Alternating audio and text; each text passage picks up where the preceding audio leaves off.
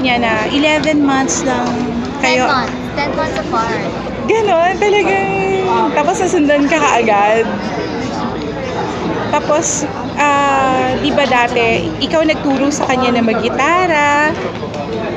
Sinabi niya na ikaw talaga yung marunong mag-gitara. Ikaw nagturo sa kanya. I started classical guitar and then siya naman flute. Tapos, I taught him and then eventually, she got better than me. So, right now, I don't know, I think you're born with talent. So, you know, she's just amazing at what she does. When she writes songs, she can write songs on the spot. When she's in the shower, when she's about to sleep, she's that talented. So I'm very proud that she's doing her own thing. She has her own album, all original, all, you know, self-made, self-produced.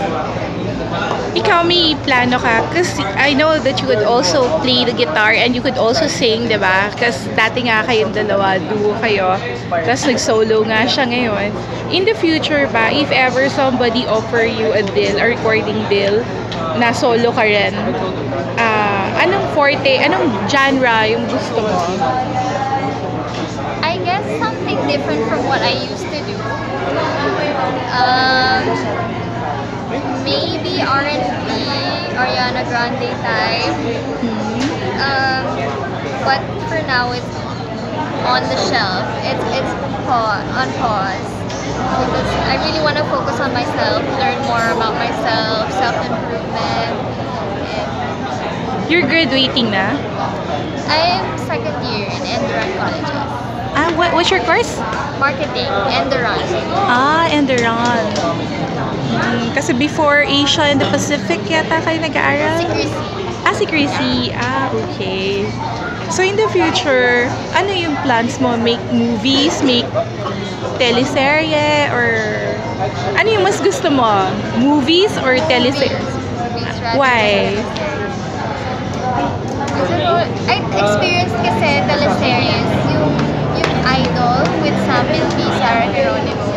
Okay. Idol. And it was very hard because long hours and I don't know. But movies, when I shot this movie, it was very fun. It was very light. Sila direct, were very patient, no pressure. Did you underwent a workshop or something? Because it's okay. So lahat yung 4. Under who? Sinong ng workshop? Sino nag-facilitate sa inyo? Sorry, I forgot his name. But it was very interesting. Like we had to do this exercise where we had to stare at each other's faces for 10 minutes. Oh my God, But very. It made us more comfortable with each other, working with each other. Kasi wala na because I didn't know people. I didn't know Sophia. But we had to do that. It was funny. Like we can't laugh. But then. So, what's your for you? What's your most memorable scene in the movie? For Relax, It's Just Pag-ibig. I think I only had a few scenes, like 5 scenes. Yeah, but what's your favorite?